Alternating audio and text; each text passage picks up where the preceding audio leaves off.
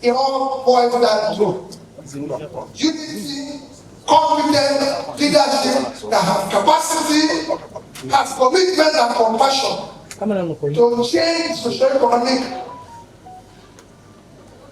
of the country. That is what we are lacking. And that's what we need to change.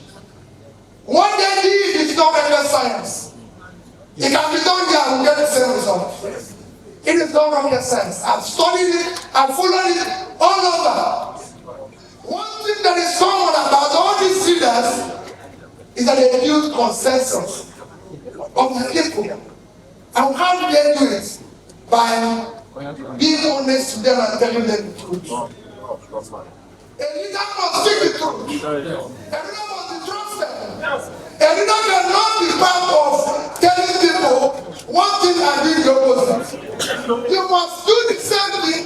If you must have people to fast, you should not cease. Whatever you tell the people to do, leader must show.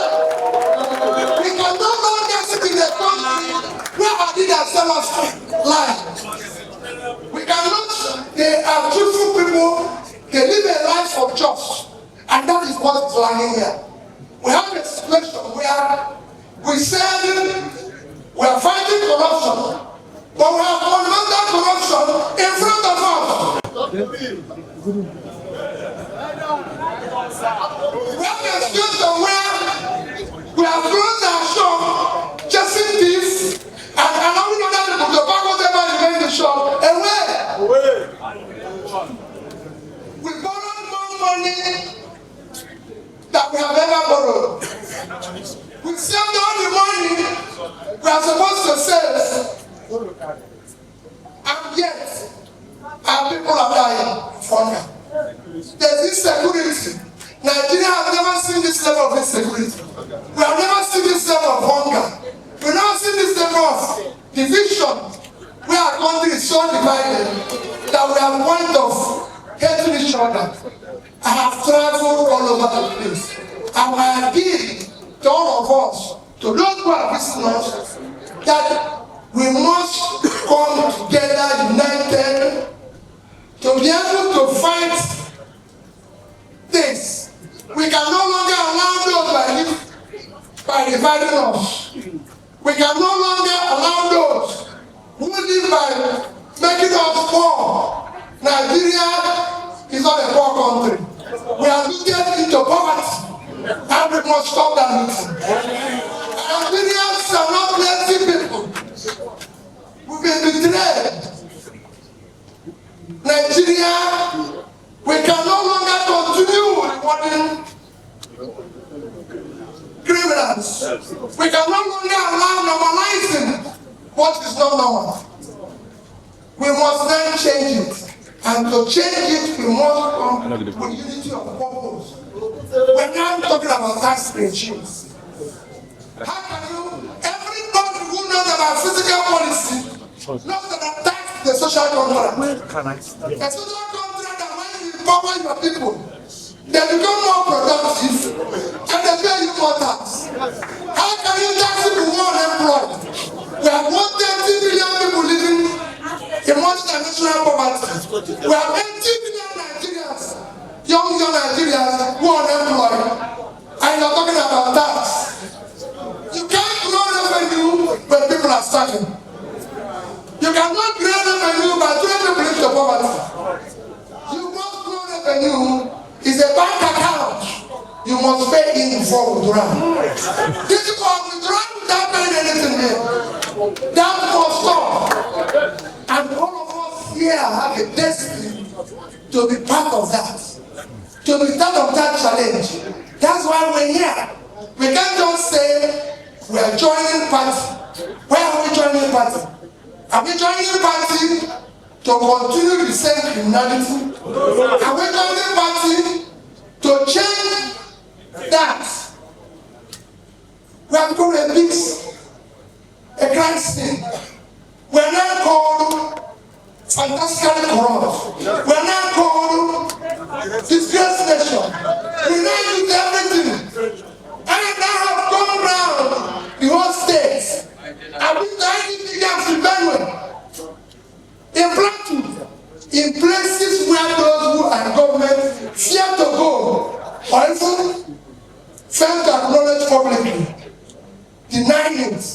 been there. I see the people's pain. I see their pain all over. So we must turn around our country. God gave us everything. No country in the world that I can imagine that have what Nigeria has today. How can we be hungry? A country of 923,000 square kilometers. Today we are importing rice. Because I'm telling you, rice is cheaper. We are importing the rice that makes our rice cheaper. From other countries, clean our farmers. When we should be doing it. Tiny country like Bangladesh. Bangladesh, a country with about 1/6 of our size, high population as we are, is producing 10 times what we are producing. In fact, we can compare Bangladesh with our two biggest states. Bangladesh is less than 150,000 square kilometers of land. Our two biggest states, Naija 76.3 and Borno 70.8, is about the size of Bangladesh. And we have a population of 171 million. Yet they are producing 10 times the amount of rice we produce. That is unacceptable. We must change this. And that is why we are coming to say that we want to start turning around the country from consumption to production. Yes. A new Nigeria is possible. And we cannot make it up. We can break down what is there. So all of us that are gathered here, I've been part of this coalition from day one. Because I've heard people say it's trying to defect or join party. I was part of this coalition from day one. So people know I was part of it when it was being discussed. I was part of it when it was launched. I am saying that we are now calling. I thank all my leaders that are gathered here. You must have leaders. If you must be seen as a leader tomorrow, have leaders here. Achukudema is here. Is here. Samuel is here. Beno is here. All these people are mentioning today, as you know, Abani is here. And now these are people who are my senior in age, in politics, in everything. And I'm telling them that we say we'll be a family. We are not going to be a family of crime. We are not going to be a family to deprive other people. We are going to be a family of change. A family that will create new Nigeria. That is what the family is all about. We want people tell us story in midst of plenty and we're hungry. So we have all come together and to ensure that we become fully member of this coalition of ADC led by the civil senator David Mark. That is all we came together. We will in the coming months be able to tell you what this coalition has that is different from what is happening today. Because we must start the difference. That is why you are seeing from Osubo to Tommy, they can't be a prophet for us. They know what prophets are suffering today. So their prophecy must come with new ideas. We want to be able to change the country. And we are not just on ourselves going into ADC. We are also making other people from other political parties. All the opposition must come together for the sake of Nigeria. Whether you are PDP, LDP, or any other party, we are faced with the existential threat which we must all fight for. the sake of our children, a new Nigeria, productive, all-inclusive, united Nigeria, where we will see each other's love, where we will turn around the economy, starting from agriculture and manufacturing. The empty lands of the north must be cultivated.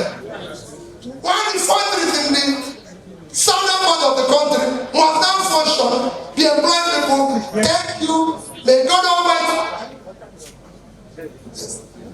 We must now do that and ensure that we will now talk about how we are going to create wealth based on proper physical policy that creates wealth by ensuring that we enrich the people.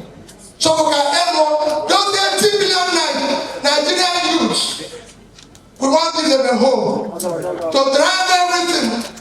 One of the things that I learned in Indonesia is that 95% of the employment comes from small businesses. And we met the youths. I went everywhere to see what they are doing. And it can be done in Nigeria. Imagine when we empower 80 million youths. And those 80 million youths either employ themselves or add one more person. We won't talk about unemployment in this country. Yes, sir.